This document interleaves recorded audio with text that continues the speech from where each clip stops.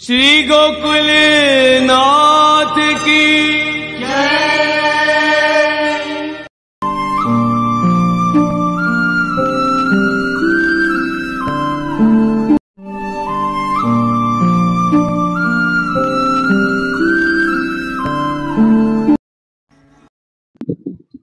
आज के विवाह उत्सव की सबको बधाई और आशीर्वाद। आज अपने प्रसंग कुछ और है, ये अधिक कोई भी चीज में श्रवण ज्यादा नहीं चलाएंगे। एक 15-20 मिनट श्री महाप्रभु की वाणी को अपन पान करेंगे और यह संदर्भ में समर्पण के विषय में कुछ विचार अपन करेंगे। मूलतः श्री महाप्रभु ने अपन सबके लिए दो ही कर्तव्य बताए हैं। अपन सब यह बात को अपन जान रहे हैं, भगवत सेवा और भगवत कथा, ये दो ही अपन के लिए कर्तव्य श्री महाप्रभु ने बताए हैं। और ये सेवा और कथा रूपी जो जीवन प्रणाली है, या को अपन दैनंदिन अपने जीवन क्रम में या को समावेश कर रहे हैं। ये साधना प्रणाली के दो अंग, अंतरंग और बहिरंग। वामेसु जो अंतरंग पार्ट है, अंतरंग जो भाग है, वो श्री महाप्रभु ने नवरत्न में अपन को समझाया। वो आंतर पक्ष नवरत्न में वो विशद विवेचन किया है।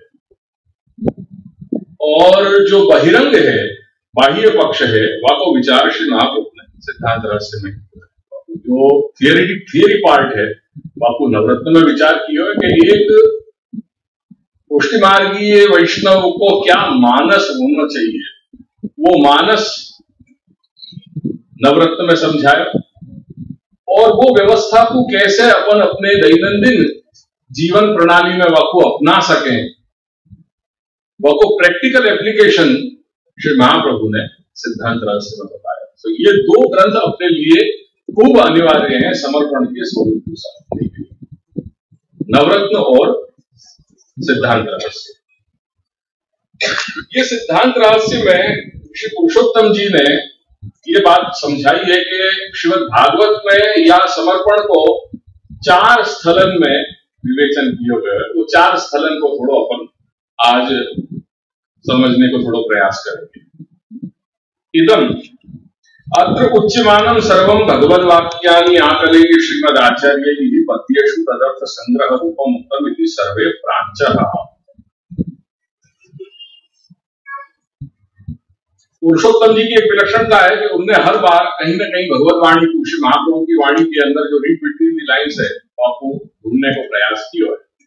और वो रीड बिटवीन द लाइन्स ऐसा नहीं है कि बड़े की या गुरुजनन की या पूर्वजन की मर्यादा को उल्लंघन करके वो करी जाए, या लिए जहां पे भी उनको ये लगे हो उनने अपनी बात कुछ रखी है, तो वो बात रखने के पूर्व में ये संकेत किया है कि बड़े गुरुजनन ने ऐसी बात कही है और यहाँ या के अतिरिक्त भी लोगों कुछ समझ में आ रही है, वो बात मैं अब कहने जा रही हूँ। और हर जगह उनने बड़े को वो मर्यादा निभा करके उनको उल्लेख किया है, करके वही उल्लेख यहाँ कर रहे हैं कि इदम अत्र उच्यमान, यहाँ जो कुछ भी कहा जा रहे हो, ये सिद्धांत रहस्य में जो कुछ भी कहो गए हो, वो सर्वम भगवद वाक्यानि आकलय्य, भगवत वाक्य जो है उनको आकलन करके, उनको एनालाइज करके, उनको एनालिसिस करके श्रीमद् आचार्य ही पद्येषु, श्री महाप्रभु ने उनको पद्य रूप में तदर्थ संग्रह रूपम उत्तम, पद्य में श्री भगवान ने प्रकट होकर के जो श्री महाप्रभु को आज्ञा करी, वह को आकलन करके पद्य के रूप में वो सबको अर्थ संग्रह यहाँ प्रकट करके रख दिया सिद्धांत रहस्य में। आपको कह रहे हैं अपन श्रावण श्यामले पक्षे एकादश्या महानिषि साक्षात भगवता प्रोक्तम, तो ये साक्षात भगवता प्रोक्तम तदक्षरशः उच्यते, ये जो उत्तरार्ध है वह उत्तरार्ध की यहाँ बात, ये स्पष्टीकरण यहाँ लिखो कि अत्र उच्यमान, ये आगे 8.5 कारिकाल में श्लोकन में जो कुछ भी कहो जा रहे हो, वो मूल जो समर्पण को जो सिद्धांत है वो समर्पण को सिद्धांत श्री प्रभु ने श्री महाप्रभु के वो आज्ञा करी, तो आपको पद्य रूप में आपको अर्थ संग्रह यहाँ पे श्री महाप्रभु ने ब्रह्म संबंध करणात् से लेकर के अंतिम श्लोक तक रख दिया। पर मात्र इतनी बात नहीं है, यासु भी कहीं कुछ अधिक है। ये समर्पण इतना ही नहीं है, पर ये समर्पण को मूल कहीं श्रीमद् भागवत में अपन को प्राप्त हो रहे है। वो बात यहाँ श्री पुरुषोत्तम जी कह रहे हैं कि अत्र मम तु अन्यद अपि प्रतिभाति। मोकु इतना ही नहीं है, और यासु अतिरिक्त भी कुछ लग रहे हो। वो क्या है, वो यहाँ आज्ञा आगे कर रहे हैं कि तथा ही वो ऐसे कि एकादश स्कंधे समर्पणम स्थल चतुष्टये निरूपित। एकादश स्कंध में समर्पण के सिद्धांत को, समर्पण के स्वरूप को 4 स्थलन में कहो गया है। 4 स्थलन में ये समर्पण की बात बताई गई है। तत्र पूर्वम, वो सबसे पहला जो स्थल है, बापू यहां अब आगे बता रहे हैं। नवयोगेश्वरन के संवाद में वो अपन को समर्पण को सबसे पहला प्रसंग अपन को उपस्थित हो रहे हैं। और वहां योगेश्वर वाक्येषु कविना, जो नवयोगेश्वरन के अंतर्गत जो कवि हैं, उनकी यहाँ पे प्रसंग को कह रहे हैं कि ये वही भगवता प्रोक्ता उपाया ही आत्मलब्धये अंजः पुंसाम अविदुषाम विद्धि भागवता निहितान। सर्वप्रथम उन समर्पण के सिद्धांत को बताने वाले जो उपाय हैं उनको यहां लक्षित किया, उनको यहां पे निर्देश किया।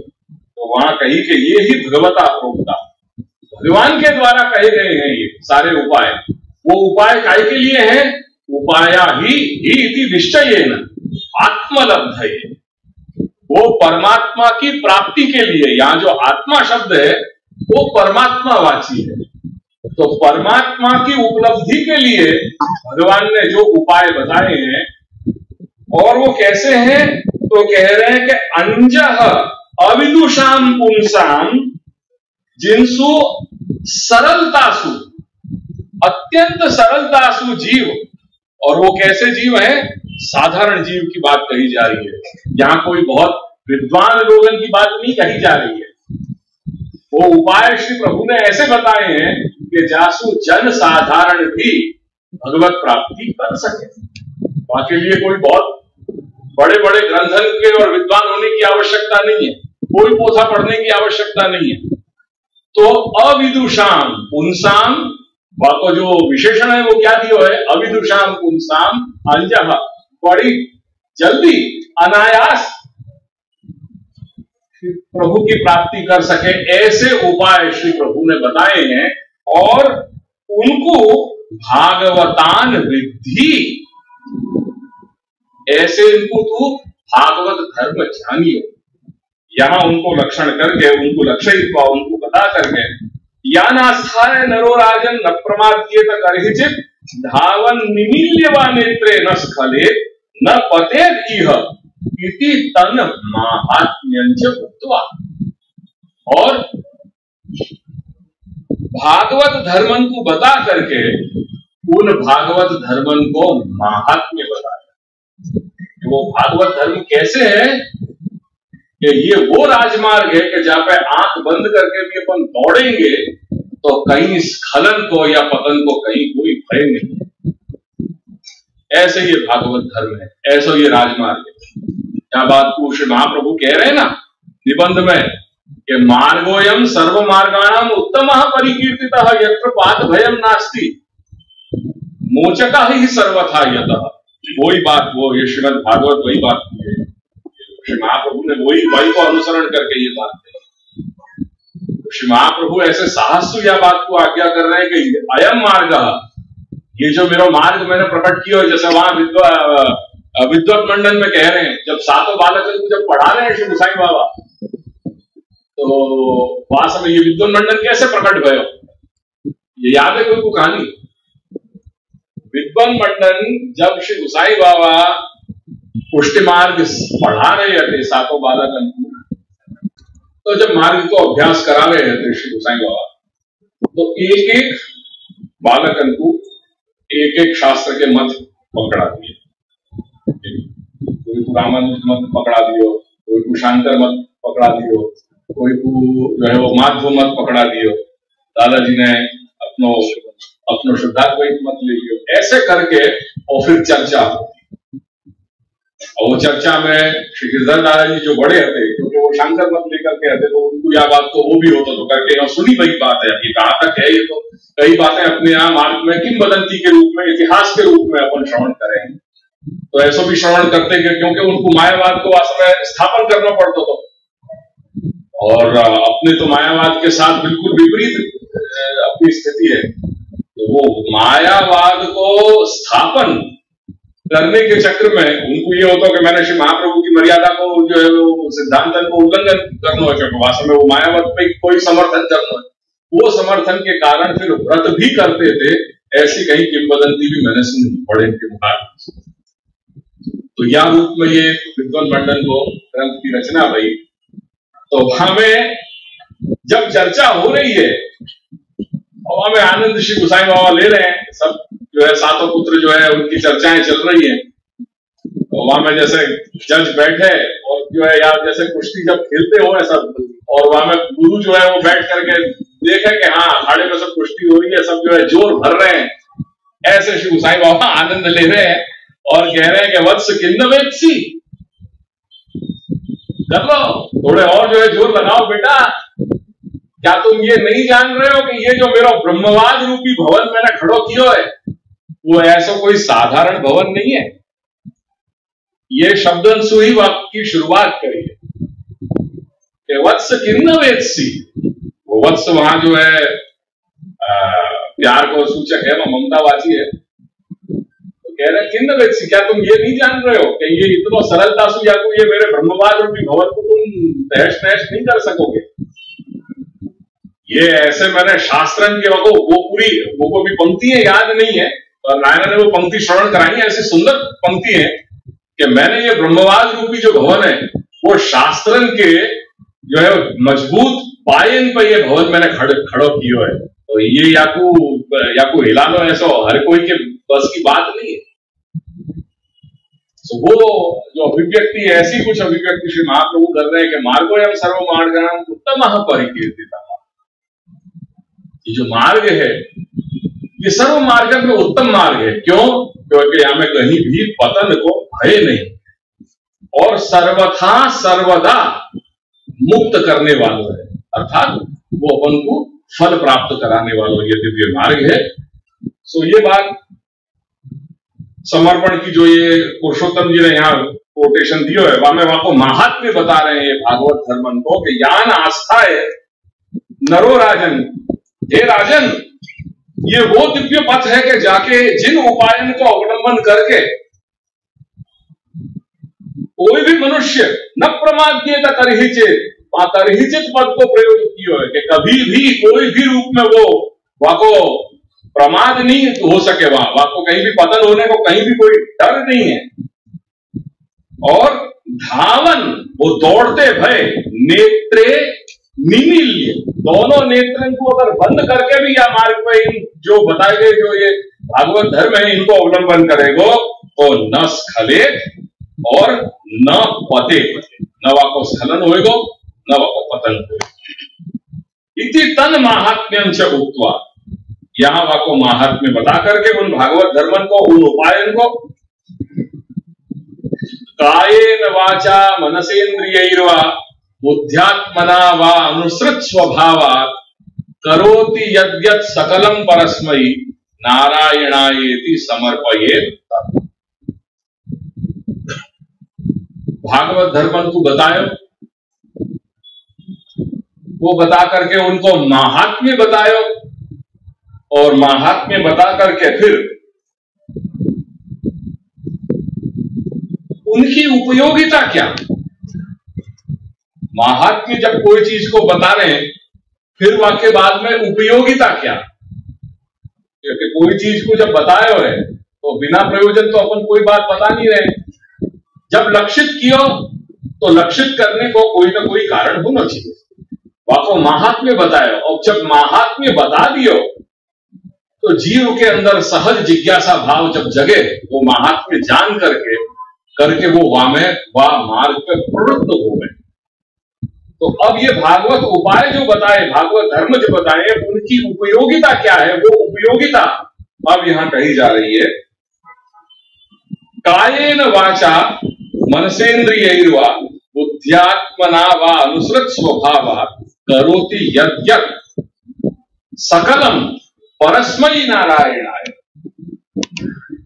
समर्पये। जो कुछ भी मन वाणी देह सु अपन कर रहे हैं, जो कुछ भी अपन अपने स्वभाव अनुसार अपन अनुसरण कर रहे हैं, वो सब कुछ परमात्मा नारायण को समर्पण करना चाहिए। वो बात कह करके और सर्व क्रियाणाम, जो कुछ भी मनसा वाचा कर्मणा, अपनी चेष्टा मात्र, अभिव्यक्ति मात्र, अपनी क्रिया मात्र, वो भगवद अर्थे समर्पणम, भगवान के लिए उनको समर्पण करें। और यही की एप्लीकेशन श्री महाप्रभु ने असमर्पित वस्तु नाम तस्माद् वर्जनम आचरेत् और निवेद भी समर्प्य सर्वम कुर्यात् इति स्थिति ही वो इन्हीं वाक्यों को अवलंबन करके कही। आयो ख्याल में?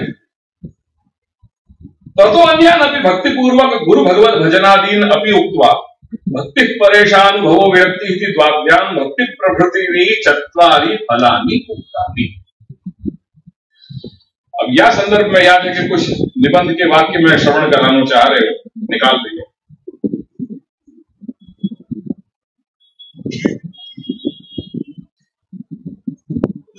ये समर्पण जो उपाय बताए हैं समर्पण के, इनके साथ साथ आनुषंगिक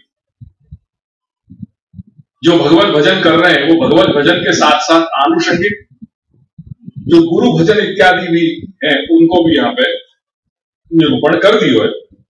वह विषय में मैं थोड़ा स्पष्टीकरण कुछ वाक्य सुनाना चाह रहे हूं कि महाप्रभु के वाक्य हैं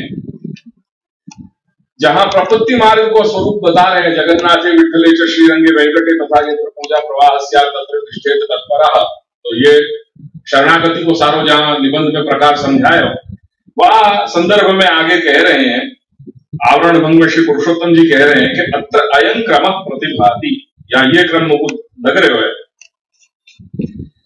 कि पूर्वम भगवत कृपा अंकुरस्य स्वतः संस्कारेण भगवन्मार्गीय अत्र अयं क्रमः प्रतिभाति। पुरुषोत्तम जी कह रहे हैं कि आ प्रसंग में મને કઈક આવું ક્રમ જણાય છે। पूर्वम भगवत कृपा अंकुरस्य स्वतः संस्कारेण भगवन्मार्गीय संगादिना वा उद्बोधे। तो लालू भट्ट जी वहां आज्ञा कर रहे हैं, वह पुष्टि प्रवाह पुष्टि भक्ति अधिकार विवेक में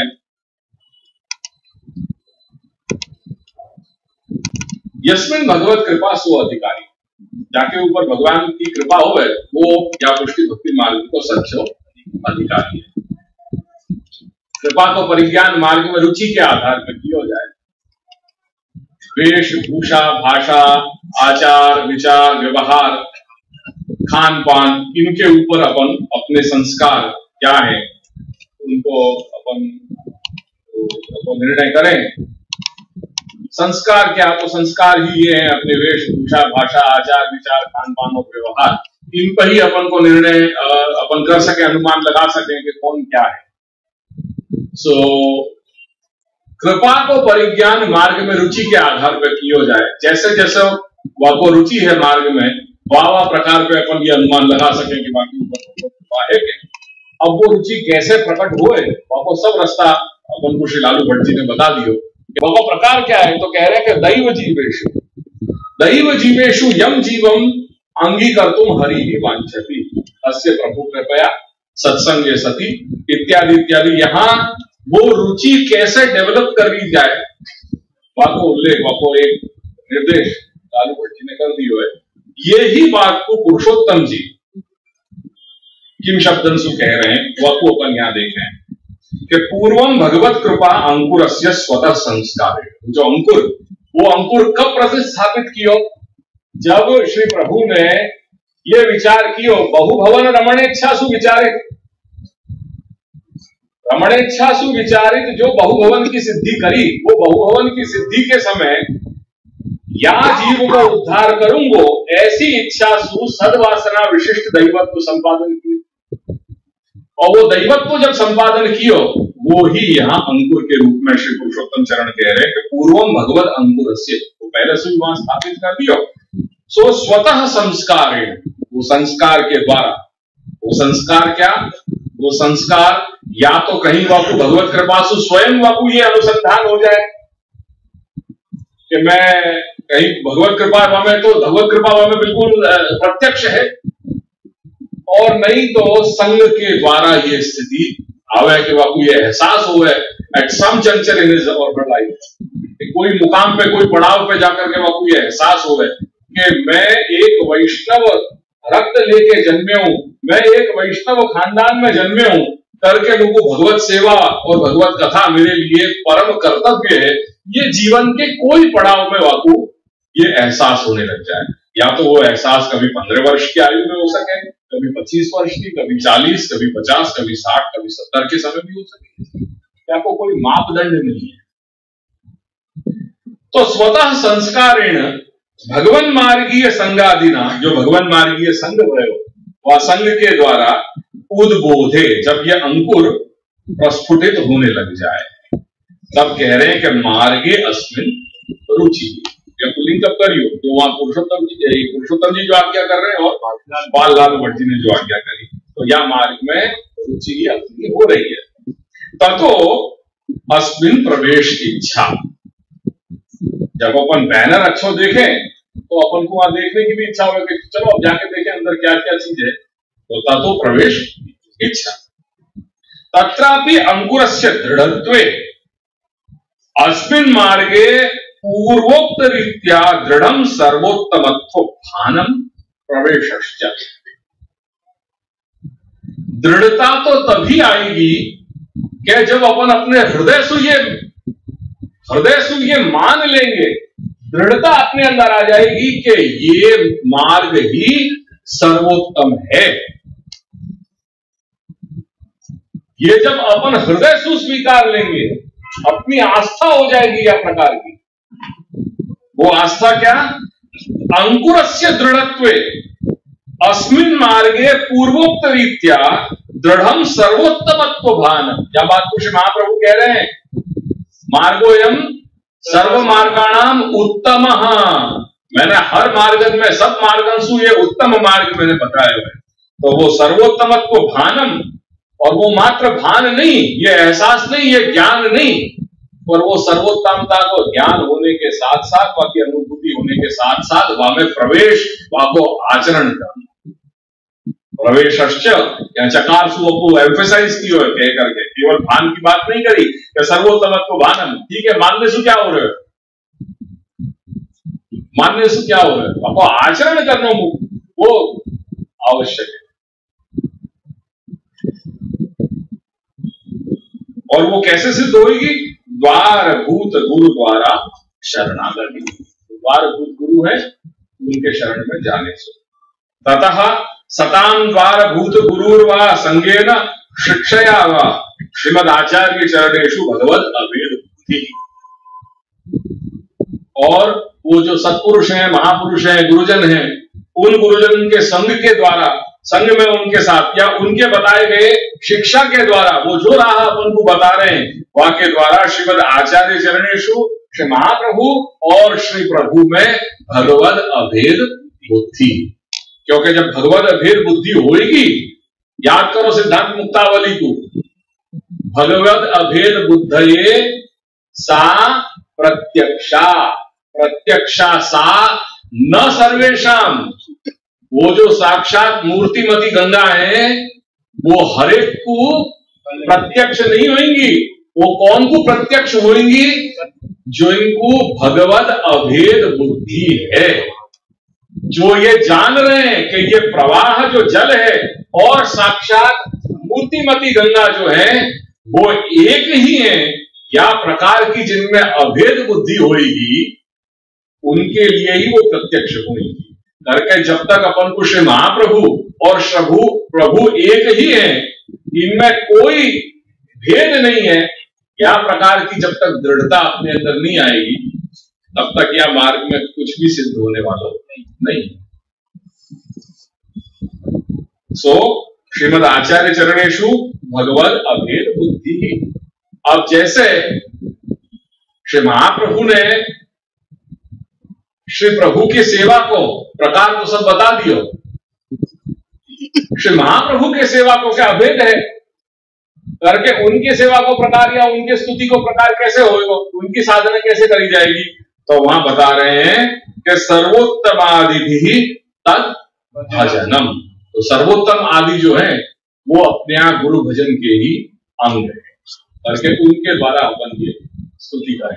या लिए नायना आज्ञा करें कि जब भी बैठक यात्रा कहीं जाओ तो बैठक यात्रा में क्या करना चाहिए अपन को, सिर्फ वहां जा करके दंडवत करके और सर्वोत्तम के पाठ कर लेने, वो अपने वहां गुरु भजन को प्रकार बताया।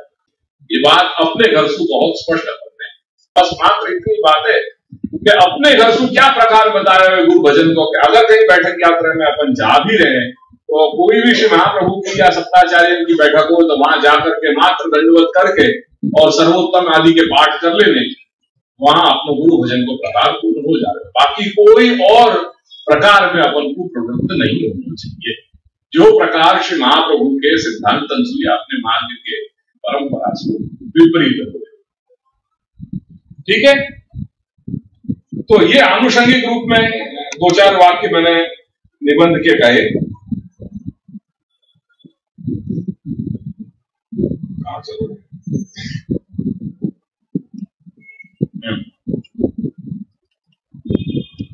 ततो अन्यान अपि, पुरुषोत्तम जी क्या क्या कर रहे हैं कि अन्यान अपि भक्ति पूर्वक गुरु भगवत भजनादि प्रकार समर्पण को चल रहे हैं।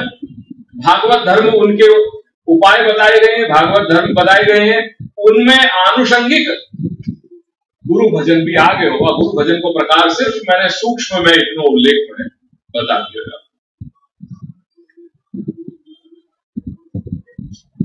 भक्ति ही परेशानुभवो विरक्ति ही इति द्वाभ्याम भक्ति प्रभृति भी चत्वारि फलानि उक्तानि। इन भक्तन को इन धर्मन को अवलंबन करने पे सबसे पहले क्या भयो, भागवत धर्मन को लक्षित किए। दूसरे नंबर पे उनको महात्म्य बतायो। तीसरे नंबर पे उनको उपयोग बतायो।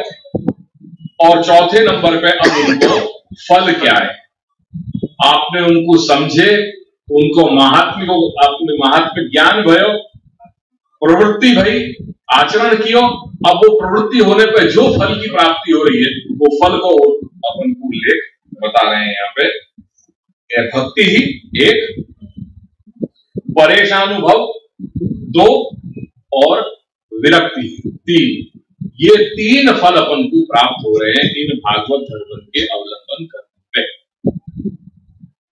जब आपको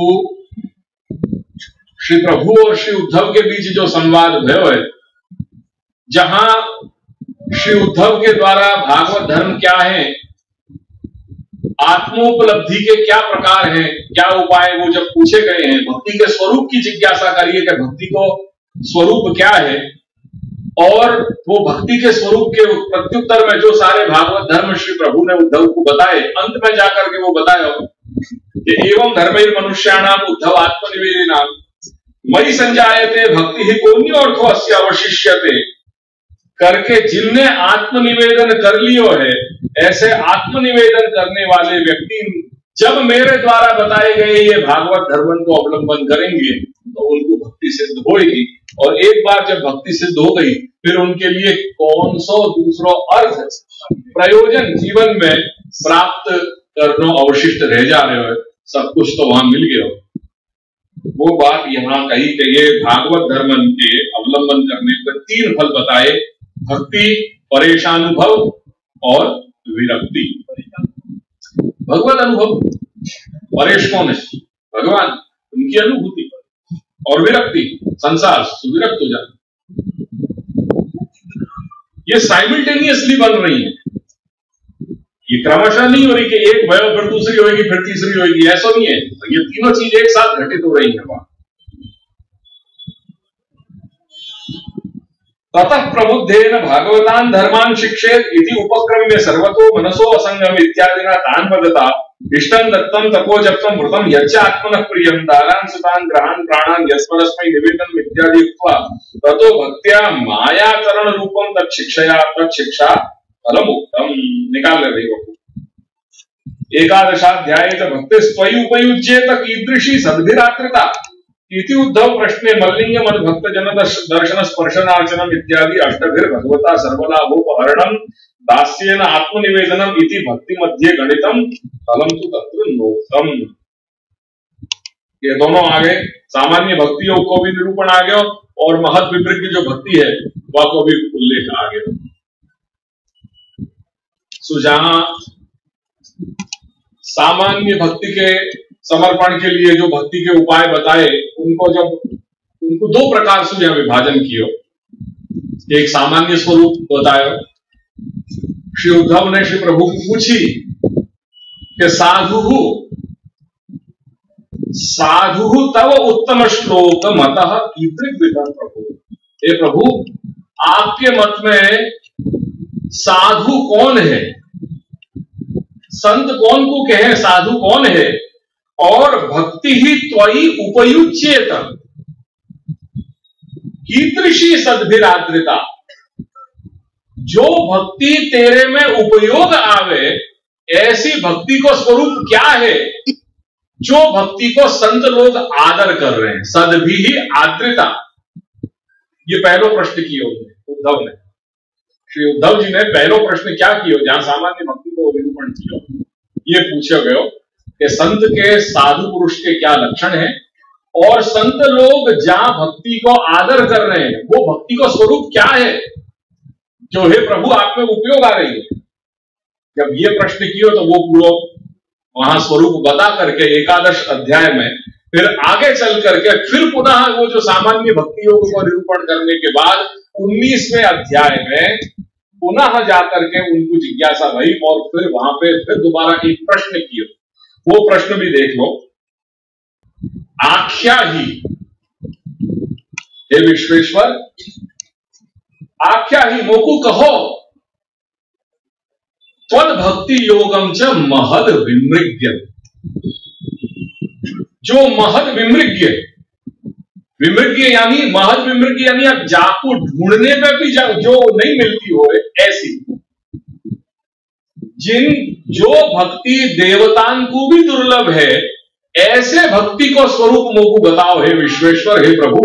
मैं वो भक्ति को परम जो रहस्य है, परम कारण है, वो जानना चाह रहे हैं। सामान्य भक्ति तो आपने मुझको बताई नहीं जब मैंने वहां पूछी थी कि संत लोग कौन हुए, कैसे हुए, और संत लोग जहां भक्ति को आदर कर रहे हैं वो कैसी है। तो संत लोग जहां भक्ति को आदर कर रहे हैं, संत लोगन के द्वारा, साधु पुरुषन के द्वारा आदर की जाने वाली भक्ति एक, और जो देवताएं जाको ढूंढने पे भी प्राप्त नहीं कर पा रहे हैं, जो देवताओं के लिए भी दुर्लभ है, ऐसी भक्ति दो, और दोनों में अंतर है। संत लोग जाको आदर कर रहे हैं वो सामान्य भक्ति को स्वरूप है, और जो ब्रह्मा आदि देवताओं को दुर्लभ है वो भी ढूंढने पे जो प्राप्त नहीं कर पा रहे हैं वो परा भक्ति। वो 19वें अध्याय में उनने पुनः श्री उद्धव ने प्रश्न किया। वह प्रश्न के जवाब में श्री प्रभु ने आज्ञा करी